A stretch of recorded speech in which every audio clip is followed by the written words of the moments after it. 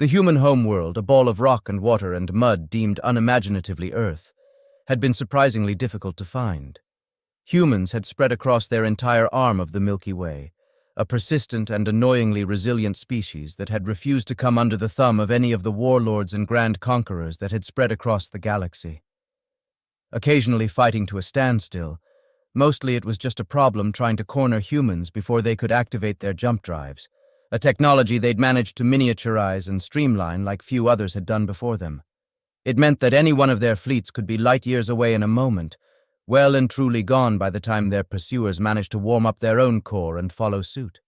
So when Ritar the Magnificent began her campaign of conformity and unity, she had designated an entire task force of her armada to simply cornering and quelling the humans, seeking to bring them under her rule peacefully if possible, but completely regardless of the cost. So the task force had ventured forth, but upon reaching the outskirts of the human colonies, they found nothing there. No signs of damage or destruction. In fact, everything seemed to be in good repair. Fields still had crops, larders were still stocked, factories were still running, although most of those were automated to the point of only having a few living supervisors at any given time anyways. But no humans. Even the animals the humans kept as companions, a thought that made most right-thinking species in the galaxy shudder with revulsion, seemed calm. In previous experiments, it had been found that these creatures, especially the ones known as dogs, could become agitated or even violent when separated from their humans for a prolonged period of time. But the ones the exploratory teams found running among the abandoned colonies and empty cities were happy. Cautious of outsiders and intruders, of course, and some injuries were sustained as a result, but lacking the basal fear response they had seen when separated from their prime companions.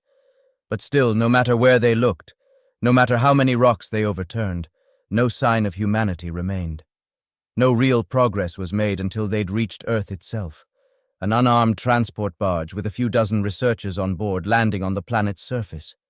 There, the story was much the same as the rest of the galaxy, clear signs that it seemed like humanity had been there just mere minutes before, but had since vanished, not a trace to be found. A sense of a pervasive unease began to spread amongst the researchers. It grew as clues continued to be scarce as to what had truly happened to humanity, until one of the more experimentally minded sociologists in the group began to run surveys amongst the researchers.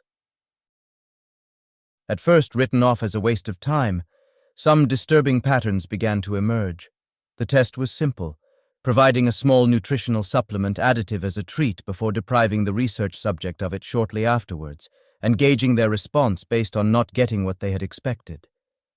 As anticipated, the reactions were the normal range of frustration, discontent, and anger, but also included in those questions was a question of how they felt not having found humanity, and while disappointment was of course present, despite this being the sole goal of the expeditionary force, the frustrations were almost negligible compared to the disappointment and anger felt by the test subjects on simply losing out on a small snack.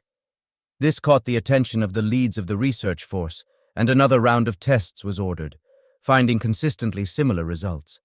But before further follow-up studies could be performed, tragedy struck as the researcher leading the surveys tumbled from the edge of a tall building, falling to their death on the mossy concrete below. After an appropriate period of mourning, the research pressed on, the curious surveys falling out of interest as renewed work began looking for some sign of where humanity might have left to. While there were great shipyards for spacefaring craft, nothing was of the size and scope that would be needed to evacuate even a single planet, let alone all of humanity's off-world holdings and stations. Still, some clues were found. There were researchers that said they had found written documents mentioning something about a Project Oublié, but when they went to take further notes, the writings had disappeared. Ritar had become impatient with their lack of progress, for humanity was the only major faction not under her control in this entire sector of the galaxy, and her armies on the distant frontiers were making significant headway into the other empires that ruled across the cosmos. The military commander who was sent to oversee the project and hasten their work was found dead in his office, clear signs of foul play as he had been strangled with the very whip that once hung at his belt. This infuriated Ritar the Magnificent, for her rule was one of unquestioning devotion and harsh penalties for disloyalty. She showed some degree of mercy by sending merely a squad of enforcers to torture those they deemed responsible for the assassination, while allowing the rest to go on with their work. But within hours of them setting foot on Earth, the enforcers too met unfortunate fates, falling off of high ledges even where safety railings had been established, weapons malfunctions that resulted in clean shots through craniums and spinal columns, and the replacement commander likewise becoming entangled in his own whip. He was alive, but humiliated as he had to ask help from his lessers in freeing and untangling him. Security tapes and footage were evaluated for any signs of foul play, but nothing untoward was noticed, simply poor luck and happenstance leading to the deaths of over a dozen elite soldiers. It was under these bleak circumstances, as further troops were sent to reinforce the infuriated commander, that one of the junior researchers noticed what they had at first described to be an anomalous item. It was a small multicolored ball, a child's toy to any species, but one that for some reason seemed omnipresent. At first it was assumed it was simply a mass-produced item, one of thousands or millions of such toys meant to entertain small and young minds, but others reported never seeing two of them at the same time. It was only one ball, but one that seemed to show up in lockers and on tables, and even occasionally in the pockets of their uniforms, as if it had fallen from an otherwise empty shelf overhead. Curiosity mounted until the toy was brought to the attention of the commander, who dismissed it with a snarl, throwing the offending item a great distance. When the researcher went to recover the artifact, they found it had impacted a wall at great speed, cracking open along a purposeful seam in the plastic structure. Within was a small foil-covered human delicacy, a food referred to as chocolate, made from a dried and refined bean paste and sweetened with a glucose additive. While technically edible, it wasn't an especially desirable foodstuff for the researchers, but what they found was curious was that when they snapped the pieces of the ball back together, idly popping it back apart a few hours later, resulted in the appearance of more of the foil-wrapped food. This seemed to repeat itself, as whenever the ball was left unattended on an open surface, almost every time it could be opened to uncover more edible items. What was within also changed, at first being the foil-wrapped chocolates, then replaced by a small handful of disc-like waxed glucose-coated chocolates, also in a bright array of colors. Although it seemed the more frequently the ball was open, the fewer of these chocolate discs were included. Finally, after some study of human dialects and writing structures, the junior researcher carefully scribed a note on a small slip of paper and enclosed it within the empty orb. This time the orb disappeared and did not reappear for some weeks. It had almost faded out of memory, the researchers back to studying over abandoned cities as keen-eyed and paranoid soldiers watched, with weapons raised on hair triggers in the event the researchers were responsible for the deaths and incidents earlier. While poring through one of these human libraries as the dawn broke, the researcher noticed a weight in their pocket once more, and pulled out the ball once again. Confused but delighted, they popped it open to reveal another curiosity. This was a piece of paper, different from the one they put in, but while the paper was legible enough, the researcher was struck by the odd and empty ball.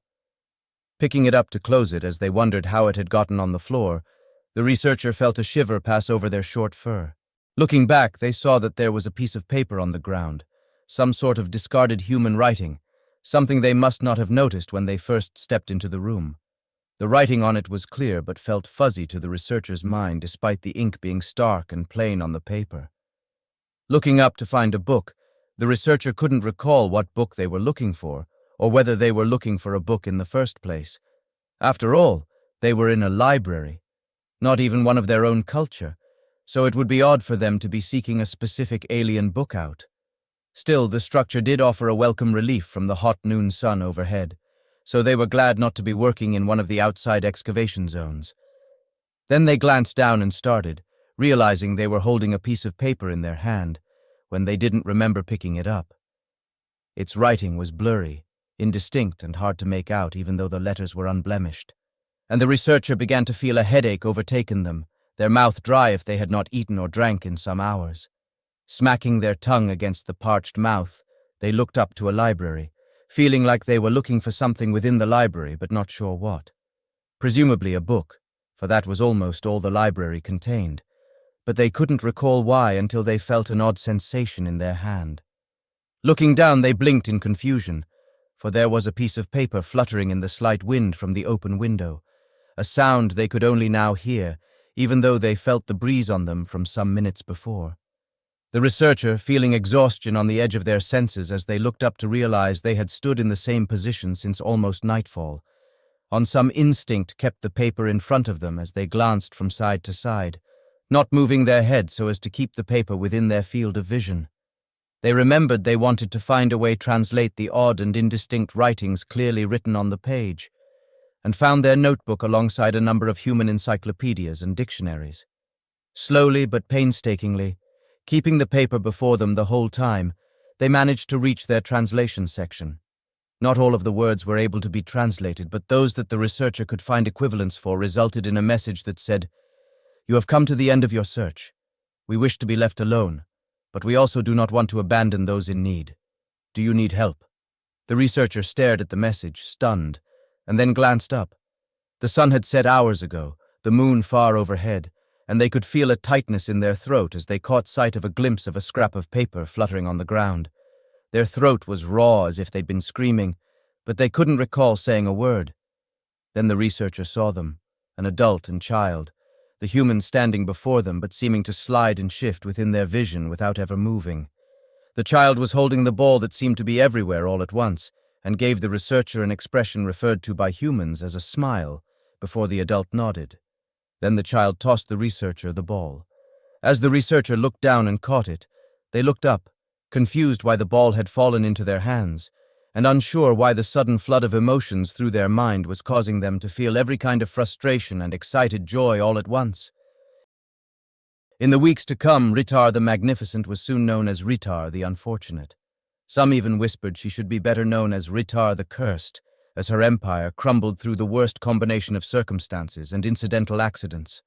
Shipyards were destroyed as their reactor cores were accidentally blocked by mere space debris. Countless politicians and military leaders perished, some by their own hand, others by falls, equipment malfunctions, and on one notable occasion, an explosive decompression of an entire political delegation thanks to an unfortunate micrometeoroid burrowing a hole through the side of a shuttle.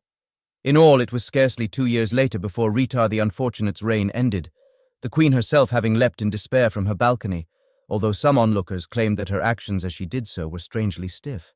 Still, with her demise, the empire crumbled, replaced by nation-states and minor leaders each trying to carve out some measure of stability from the loss of a dictatorship. And for one researcher in particular, they kept until the end of their days a small toy, a colorful plastic ball on their mantle, a memento from the days before humanity was forgotten.